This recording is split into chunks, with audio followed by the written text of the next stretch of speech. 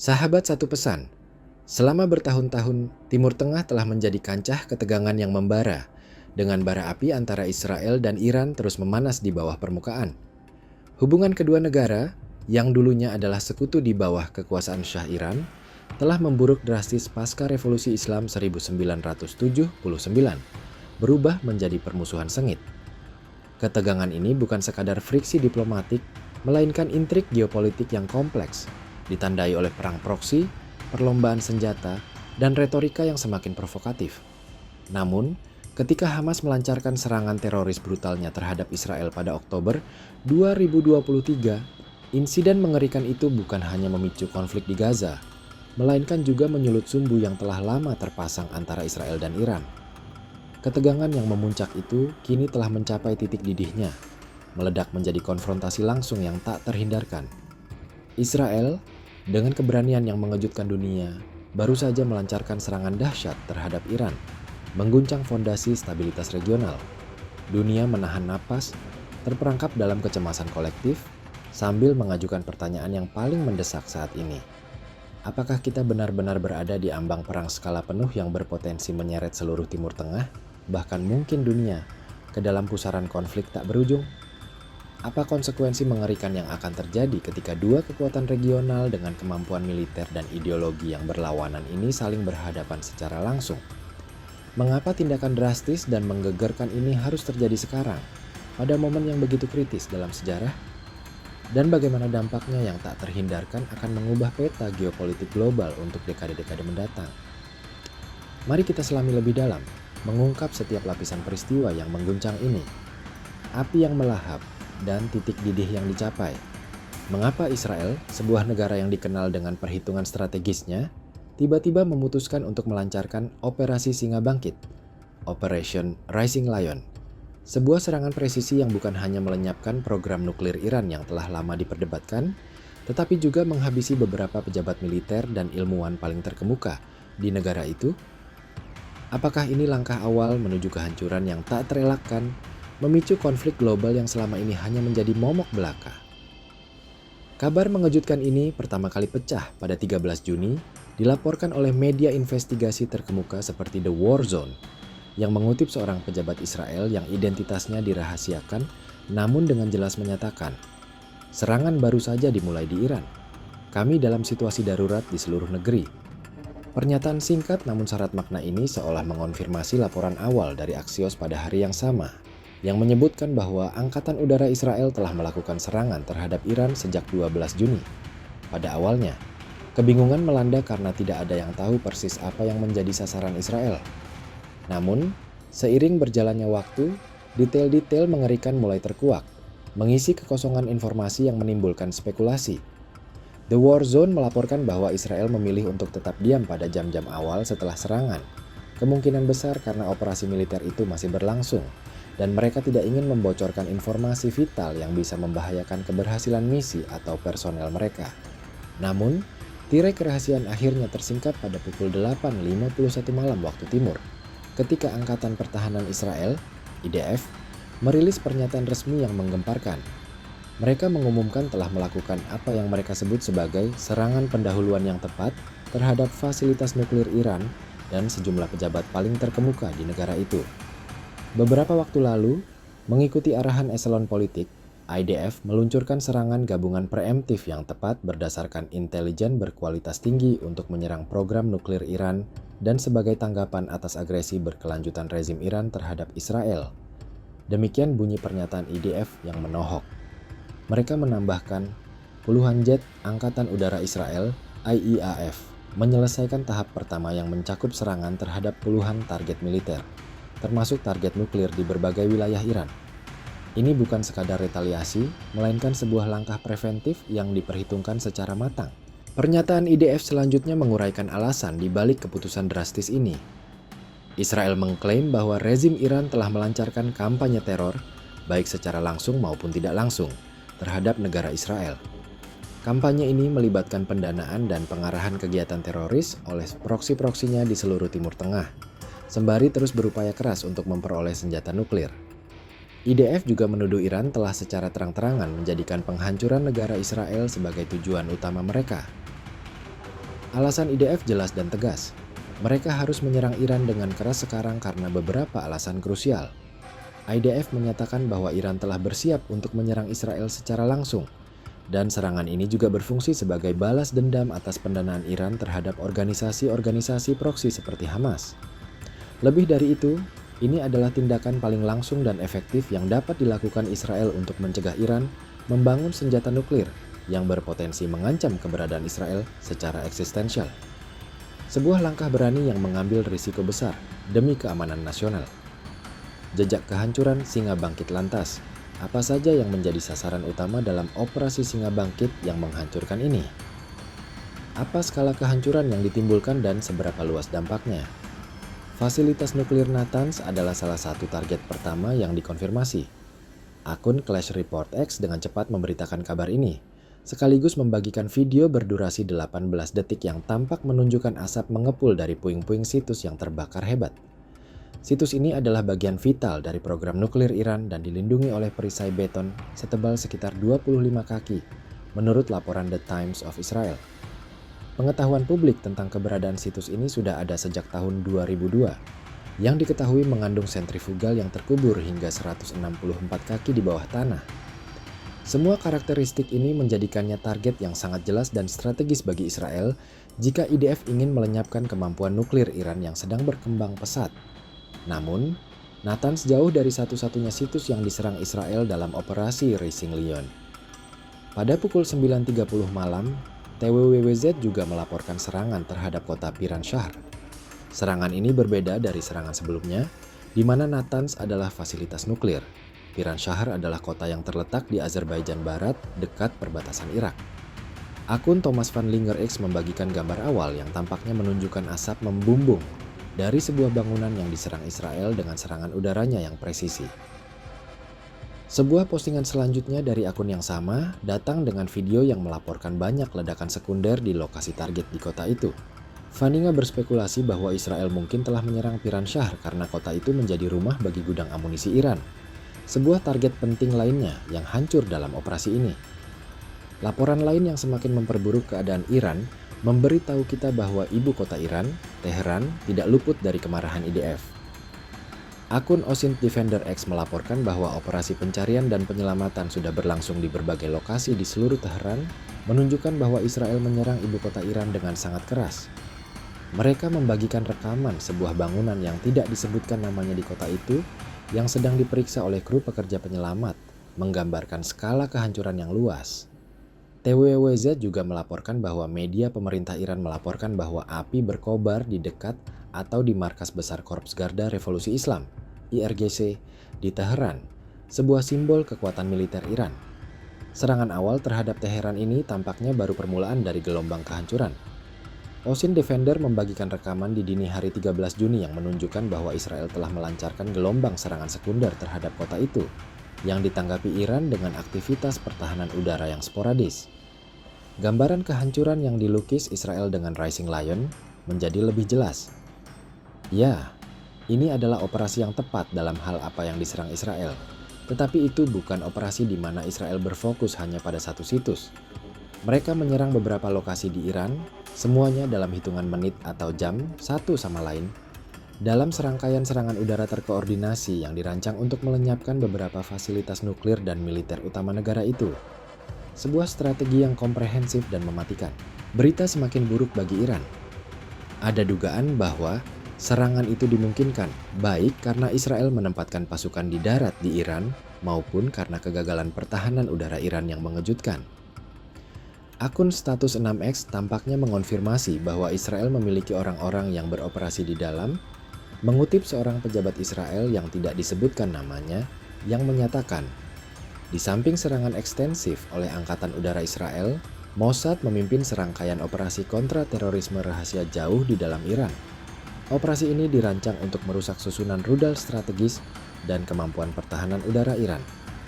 Ini adalah klaim yang mengejutkan, menunjukkan bahwa Rising Lion bukanlah serangan udara biasa. Israel pasti telah merencanakannya selama berminggu-minggu, bahkan mungkin berbulan-bulan jika mereka berhasil menyusupkan agen Mossad ke Iran sebelum serangan itu. Kehadiran agen-agen itu juga menunjukkan mengapa Israel dapat menyebabkan begitu banyak kerusakan dengan Iran yang tampaknya tidak dapat merespons secara efektif. Pejabat tersebut menyatakan bahwa agen Mossad menjalankan operasi sabotase untuk melumpuhkan pertahanan udara Iran di lokasi-lokasi penting, menciptakan celah yang dibutuhkan IDF untuk menghujani rudal dan bom ke beberapa target penting Iran.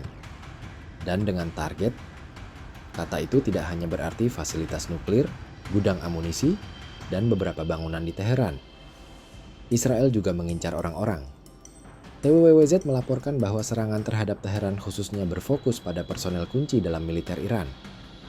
Mereka mengatakan bahwa Kepala Staf Angkatan Bersenjata Iran, Mayor Jenderal Mohammad Bagheri, termasuk di antara mereka yang tewas dalam serangan Israel.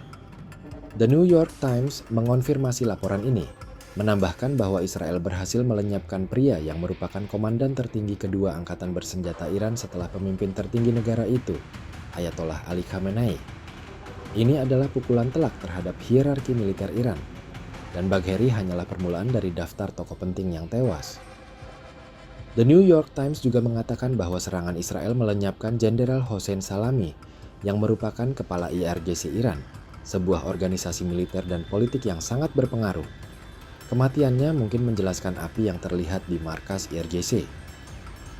Israel mungkin telah menyerang bangunan itu untuk mendapatkan Salami, memungkinkan mereka untuk melenyapkan dua tokoh kunci dalam militer Iran sekaligus. Jenderal Gholam Ali Rashid yang menjabat sebagai wakil komandan dan kepala angkatan bersenjata Iran juga tewas dalam serangan tersebut, semakin memperparah kehilangan kepemimpinan Iran. Di luar personel militer, Israel juga menargetkan beberapa ilmuwan nuklir terpenting di Iran dalam upaya untuk memukul jantung program nuklir mereka. Muhammad Mehdi Taranci, yang merupakan fisikawan teoretis dan presiden Universitas Islam Azad di Teheran, kini tewas. Begitu pula Fereidun Abbasi, yang merupakan mantan kepala organisasi energi atom Iran dan tokoh penting dalam program nuklir negara itu. Clash Report juga mengatakan bahwa Israel menargetkan Ali Shamkhani dengan serangannya. Dia adalah kepala program nuklir Iran dan penasihat terpercaya Khamenei, memegang posisi yang sangat penting. Untuk sementara, tidak ada yang tahu apakah Shamkhani telah terbunuh, meskipun kediamannya dilaporkan diserang secara langsung. TWWZ bahkan melaporkan bahwa Shamkhani masih hidup. Namun, CNN adalah salah satu yang pertama mengonfirmasi bahwa dia juga telah meninggal dunia, menambah daftar panjang korban penting. Ada satu titik terang bagi Iran di tengah badai kehancuran ini. Meskipun Israel melenyapkan beberapa tokoh militer dan nuklir terpenting negara itu, mereka tidak berhasil membunuh Ali Khamenei sendiri, pemimpin tertinggi Iran. Dia dikonfirmasi masih hidup. Itu kemungkinan disengaja. Melenyapkan perwira militer dan fisikawan nuklir adalah satu hal. Membunuh pemimpin negara di tanahnya sendiri sama saja dengan deklarasi perang habis-habisan dan akan memaksa Iran untuk memberikan respons drastis dan tak terduga. Sebuah perhitungan strategis yang halus di tengah kekacauan. Apa yang terjadi di sini tampaknya adalah strategi pemenggalan kepala yang jelas yang menyertai serangan Israel terhadap beberapa fasilitas nuklir dan pangkalan militer utama Iran dalam waktu 24 jam. Setidaknya 6 tokoh militer dan nuklir terpenting Iran tewas dengan gagasan bahwa kehilangan mereka akan menciptakan kekacauan dan disfungsi dalam struktur organisasi yang mereka jalankan. Khamenei baru saja kehilangan beberapa penasihatnya yang paling terpercaya dan paling berpengalaman. Dia juga kehilangan beberapa pemikir paling brilian di negaranya yang bertanggung jawab atas kemajuan program nuklir Iran. Ini adalah kerugian besar yang akan berdampak jangka panjang dan itu mengarah ke pertanyaan yang jelas. Mengapa Israel harus melakukan ini sekarang? Taruhan tinggi di ambang jurang. Jawabannya sudah tersirat, seperti yang dijelaskan dalam pernyataan awal IDF, bahwa mereka menyerang secara preemptif, baik karena Iran melancarkan perang proksi yang merusak terhadap Israel, maupun penolakan teguh negara itu untuk menghentikan program senjata nuklirnya. Yang terakhir dari kedua masalah ini tampaknya yang paling penting, setidaknya dalam pikiran kolektif IDF yang memicu urgensi tindakan ini. Setidaknya itulah kesan yang diberikan dari pernyataan IDF yang dipublikasikan di X setelah serangan awal. Intelijen terbaru menunjukkan Iran mendekati titik tidak kembali dalam perlombaannya menuju senjata nuklir. Demikian bunyi pernyataan itu dengan nada yang sangat mendesak. Rezim tersebut memproduksi ribuan kilogram uranium yang diperkaya di samping senyawa pengayaan yang terdesentralisasi dan diperkuat di situs-situs bawah tanah yang diperkuat. Program ini telah dipercepat secara signifikan dalam beberapa bulan terakhir, membawa rezim tersebut jauh lebih dekat untuk memperoleh senjata nuklir. Itu sesuatu yang Israel tidak mampu membiarkan Iran melakukannya. Iran dengan senjata nuklir menjadi negara yang jauh lebih mampu mengancam Israel secara eksistensial dan mendikte arah geopolitik Timur Tengah. Negara Israel tidak punya pilihan. Demikian kesimpulan pernyataan IDF menekankan posisi putus asa mereka. IDF memiliki kewajiban untuk bertindak membela warga sipil Israel dan akan terus melakukannya. Sementara para komentator pasti akan berdebat tentang seberapa mendesaknya serangan Israel terhadap Iran dalam beberapa hari mendatang, tidak ada argumen dengan poin dasar bahwa Iran semakin dekat untuk membangun senjata nuklir. Pada bulan Maret, Iran Watch, sebuah lembaga pengawas nuklir terkemuka, menerbitkan jadwal di mana mereka memperkirakan berapa lama waktu yang dibutuhkan Iran untuk membangun senjata nuklir. Mereka menunjukkan bahwa Iran belum memiliki uranium tingkat senjata, yaitu uranium yang telah diperkaya hingga 90% atau lebih tinggi dalam isotop U-235. Tetapi mereka sudah sangat dekat dan dapat mulai memperkaya hingga 90% kapanpun mereka mau. Iran Watch mengatakan bahwa Iran memiliki hingga 593 pon uranium yang diperkaya hingga 60% dari isotop U-235. Itu adalah jumlah yang sangat signifikan, cukup untuk antara 5 hingga 8 senjata nuklir. Iran dapat mencapai batas 90% dengan cadangan itu dalam waktu sekitar 2 minggu jika mereka memutuskan untuk sepenuhnya memproduksi nuklir. Dewan Hubungan Luar Negeri, Council on Foreign Relations, juga menerbitkan artikel pada 12 Juni yang mengeksplorasi kemampuan nuklir Iran.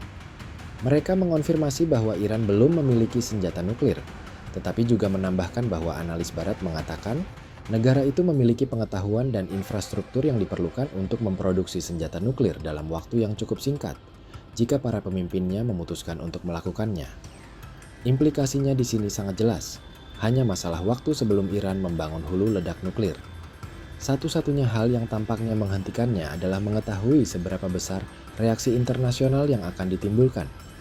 Jadi, apakah Iran akan membiarkan reaksi itu menahannya setelah operasi Rising Lion? Hanya waktu yang akan menjawab dan dunia menanti dengan cemas. Israel mungkin juga terdorong untuk bertindak oleh langkah provokatif yang dilakukan Iran pada 13 Juni, hanya beberapa jam sebelum serangan Israel.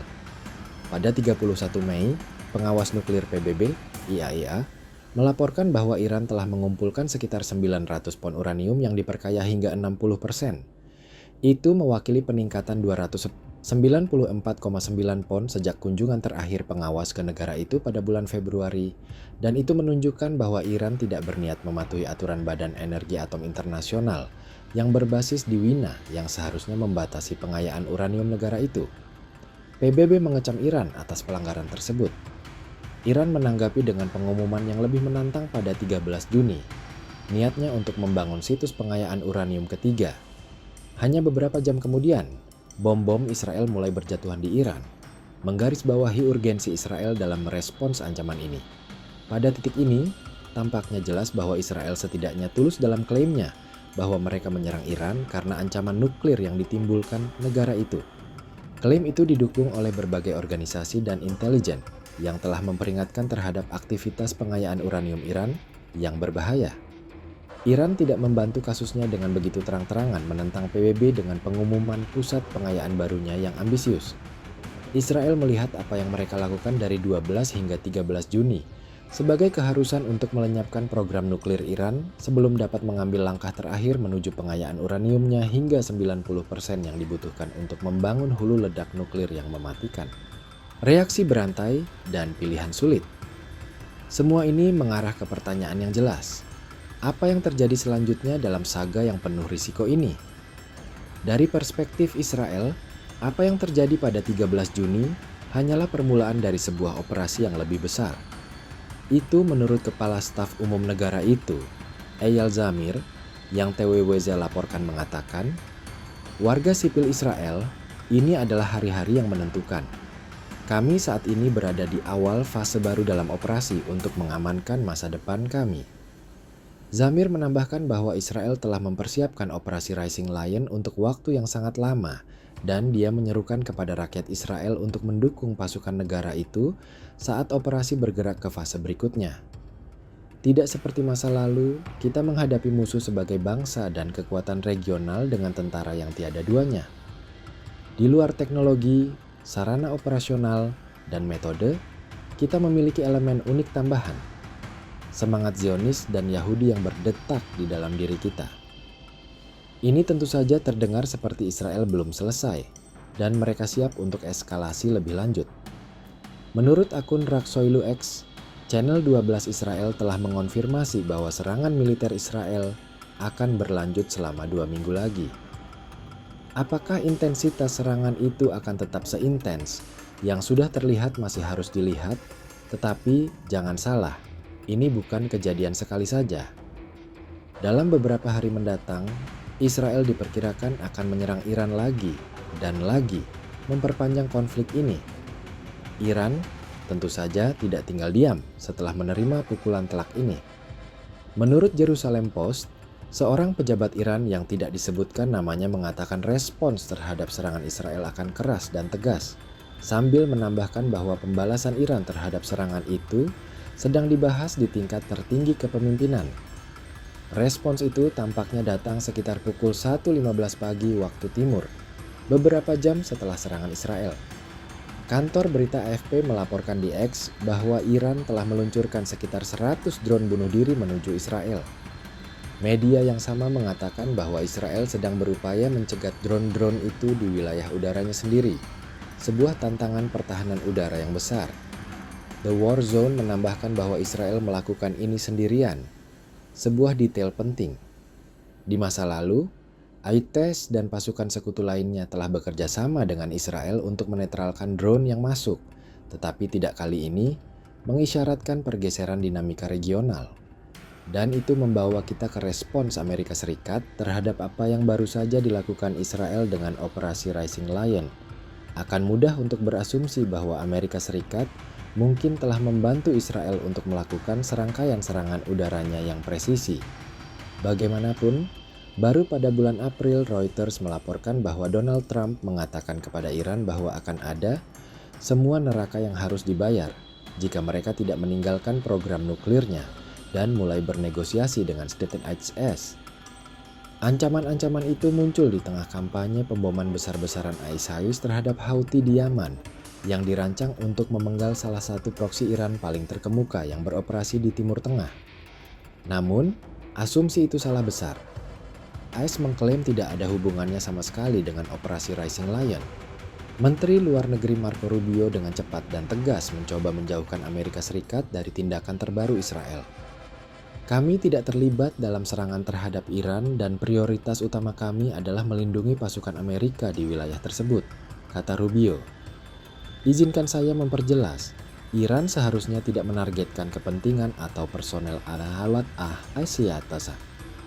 Meskipun pernyataan itu difrasikan sebagai peringatan, jelas bahwa ITLS mencoba menunjukkan kepada Iran bahwa mereka tidak bekerja di belakangnya untuk membantu Israel, terutama karena negosiasi nuklir yang sensitif sedang berlangsung.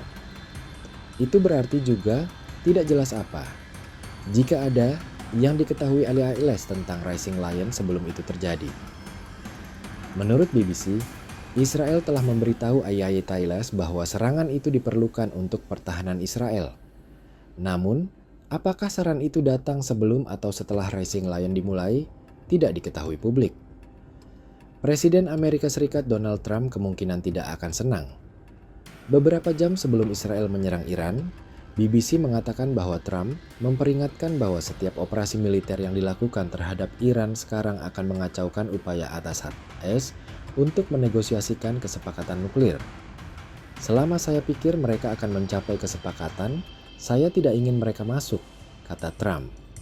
Namun, ia juga menyarankan bahwa serangan Israel sudah dekat, menambahkan bahwa tampaknya sesuatu bisa saja terjadi. Itu menunjukkan apa ITLS memiliki firasat tentang rencana Israel. Tetapi sekarang setelah Rising Lion berlangsung penuh, tampaknya Asayu tidak ingin terlibat secara langsung. Itu kemungkinan mengapa mereka tidak membantu Israel untuk menangkis lebih dari 100 drone Iran. Melakukan hal itu bisa dianggap oleh Iran sebagai bentuk persetujuan atas serangan Israel yang bertentangan dengan apa yang coba dicapai Aizakdan di Iran, yaitu deeskalasi dan negosiasi. Sebaliknya, The Guardian mengatakan Rising Lion hanya menunjukkan bahwa Trump tidak mampu menahan pemimpin Israel Benjamin Netanyahu. Mereka mengatakan bahwa Rising Lion hampir pasti menggagalkan upaya Trump untuk menegosiasikan kesepakatan dengan Iran yang akan mencegah negara itu mencari senjata nuklir. The Guardian juga menyarankan bahwa serangan Israel akan memicu pembalasan Iran yang memang terjadi dengan peluncuran drone dan sangat mungkin dapat berkembang menjadi perang yang lebih besar antara Israel dan Iran, sebuah skenario mimpi buruk bagi banyak pihak. Trump tidak menginginkan itu, tetapi pada titik ini dia mungkin tidak berdaya untuk menghentikannya. Dan dalam keadaan limbo geopolitik, inilah seluruh Timur Tengah berada sekarang. Israel dan Iran belum secara resmi berperang, tidak ada deklarasi formal. Israel telah membuat banyak proklamasi tentang bagaimana Rising Lion akan berlanjut selama beberapa hari ke depan, yang berarti kemungkinan akan menargetkan lebih banyak situs nuklir dan pejabat kunci Iran. Iran telah membalas dengan serangan drone, sebuah langkah yang menantang namun belum memicu perang skala penuh. Kedua negara berdiri di tepi jurang perang, tetapi belum ada yang terjerumus ke jurang itu sejauh ini, mencoba menahan diri dari langkah yang terlalu drastis. Namun, ini adalah situasi yang sangat cair dan berkembang, dengan serangan terhadap Iran yang sedang berlangsung dan ketegangan yang meningkat lebih tinggi dari sebelumnya dalam sejarah modern. Deklarasi perang resmi dapat datang dalam beberapa hari mendatang, dengan satu langkah salah saja dapat memicu bencana. Jika itu terjadi, Timur Tengah akan berubah selamanya, dengan implikasi global yang tidak dapat diprediksi. AS bersama dengan sekutu-sekutu Israel lainnya akan dihadapkan pada pilihan sulit tentang apakah mereka mendukung Israel dalam apapun yang terjadi selanjutnya atau mencoba menahan eskalasi. Kenyataannya adalah bahwa tanda-tanda peringatan untuk Rising Lion sudah ada dan terlihat jelas. Hanya beberapa jam sebelum Israel menyerang Iran, kami bahkan menerbitkan video yang mengkaji ketegangan yang meningkat antara kedua negara yang telah membawa kita ke titik ini. Situasi ini masih terus bergulir dengan potensi eskalasi yang tak terbayangkan. Kami akan terus memantau setiap perkembangan, membawa Anda analisis mendalam dan eksklusif yang akan membantu Anda memahami setiap nuansa konflik yang krusial ini. Jika Anda ingin terus mendapatkan informasi terkini yang mendalam dan tajam mengenai perkembangan kritis ini dan konflik-konflik global lainnya yang akan membentuk masa depan kita, pastikan untuk like video ini sebagai bentuk dukungan Anda. Tinggalkan komentar Anda di bawah untuk berbagi pandangan dan pertanyaan Anda. Dan yang terpenting, subscribe ke saluran kami agar tidak ketinggalan setiap detail penting yang mungkin akan mengubah sejarah dunia. Tetap bersama kami untuk liputan yang tak tertandingi.